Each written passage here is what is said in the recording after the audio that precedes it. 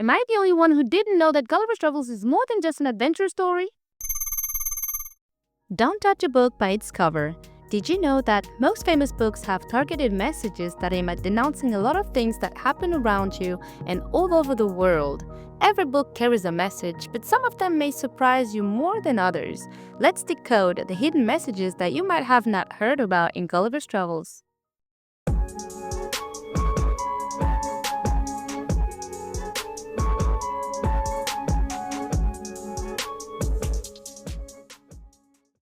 Hi everyone, bonjour, bon dia, hola, and guten tag. Welcome to TBM. This is Targeting Books and Movies, a place where we discuss literature in a simple way. And today, the targeted book is going to be Gulliver's Travels by Jonathan Swift. I believe that many of you have already heard about this book, which is a classic of literature. But for those who haven't, let me first give you a bit of insight about the author, and then we're going to dig into the story. Who was Jonathan Swift? Well, Jonathan Swift was a British novelist. He was born in 1667 in Dublin and died at the age of 78. He got a degree at Trinity College in Dublin and a doctorate from Oxford University. He left Ireland for Great Britain mainly because of the violence that was going on there in that era, but we're not going to go into details. What about his profession? Well, Swift was either a multitasking person or he was simply lost and didn't really know what to do, just as many young graduates nowadays. As a result, he worked as a secretary in a big library temple, as a poet, as an Anglican priest in 1695, and so on until becoming a novelist. Swift was a conservative man, and many believe that he married his ex-student Esther Johnson in 1716, whom he called Stella. According to the internet, Jonathan Swift was not only keen on writing literature pieces, but he was also very interested in science, religion, and politics, and these themes are clearly present, if not dominant, in his works. However, Swift is mostly described as a satirical novelist, and his most famous book is Gulliver's Travels.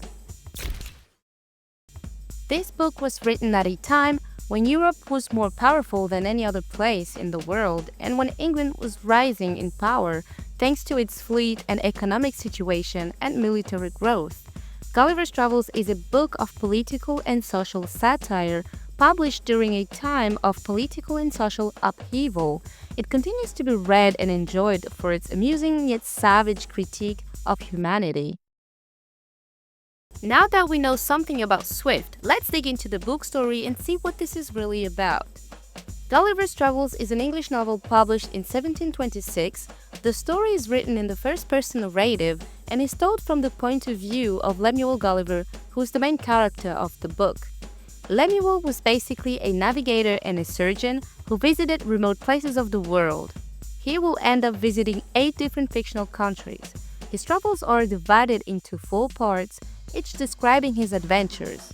In part 1, he lands to Lilliput, in part 2 to Brobdingnag, in part 3 to Laputa, Balnibarbi, Lugnag, Glubdubdrib, and Japan, and in part 4 to the land of the Huonyms. The story begins with Lemuel Gulliver introducing his life to the readers. He talks about his childhood, family, studies, and his job. We learn that he was born in a poor family in Nottinghamshire and that he had 4 brothers. His family sent him to London to be a surgeon's apprentice. There, he learns mathematics and navigation, then physics at Leyden. Then he becomes a surgeon for 3 years aboard a ship called the Swallow. He then settled in London, where he gets married to Mary Burton. Well, wait a minute, why is the first chapter quite important here? It's important because it gives Gulliver's criticism more credit as it gives background knowledge and shows his position in English society. It also gives the novel an aspect of true-life accounts of travels to sea in that era. Therefore, he is able to reach more people and especially wealthy people, since those who had time and reading skills were mostly wealthy people, and these people were able to identify themselves with the character. Let's keep summarizing. Gulliver decided to go on board after his boss died and his career collapsed. He navigated for 6 years, leaving wife and children behind. Although he wanted to go back home after 6 years of traveling, he finally decided to accept one last job on a ship called the Antelope, and that's when Gulliver's fictional travels began. Indeed, after a violent storm, the antelope sank and Gulliver swam to shore, where he fainted. When he woke up, he was unable to move and found himself bound with threads and was surrounded by tiny little people called the Lilliputians. Gulliver is seen as a giant in the eyes of the Lilliputians because of their tiny size. First, they captivated and imprisoned him, but after he helped them defeat their enemy, who were the people of Blefusco, they decided to give him a chance as he became their new hero and named him a Nardak, which is a person of high rank. He was accepted by the Lilliputians until his disrespectful conduct, which caused the Lilliputians to want his death. Now, what exactly did he do? One night, the room of the emperor's wife caught fire. Gulliver didn't have anything at hand that could help him to stop the fire, so instead he urinated on the palace and stopped the fire completely. Now, he knew that the act of urinating publicly was a crime in Lilliput, and whoever did so would be prosecuted. Gulliver ends up fleeing to hide in Blefusco. They had invited him because he didn't accept to kill them when the emperor asked him to do so during the battle. There he finds a boat, repairs it, and is able to set sail for England. Now, the beef between the Lilliputians and the people of Blefusco is very important as it embodies the religious conflict among Christianity. Indeed, it represents the conflict around different interpretations of the Bible. Here, they hated each other for doctrinal differences concerning the proper way to crack eggs. Yes, you heard it right. This emphasizes the ridiculous in Christian division as they share the same principal belief but struggle with biblical interpretations. Back into the story. 2 months later, after staying with his wife and family in England, Gulliver decided to set sail again, and this time he ended up in Brobdingnag, a land of giants. There he wasn't captivated or imprisoned, at least not immediately. A farmer had found him and took him in his house because he thought Gulliver was entertaining. Then he sold Gulliver to the queen, who was entertained by his musical talents. Though Gulliver was not being prosecuted, he didn't find this place enjoyable.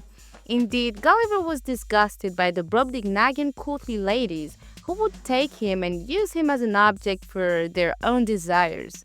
Besides, he found those people very ignorant because they didn't have political knowledge.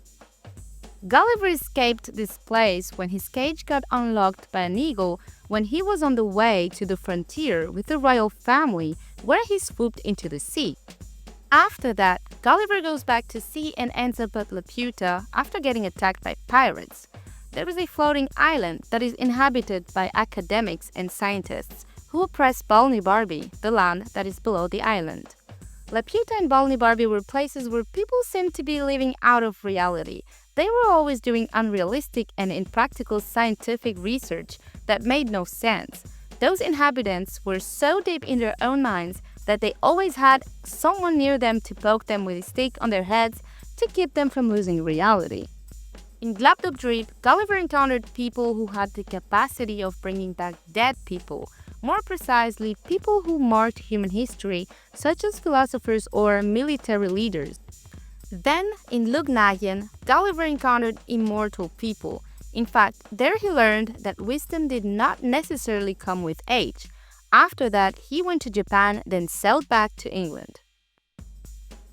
On his last trip, Gulliver ended up in Huanums, a land that was ruled by intelligent horses and by yahoos who were human-like beings.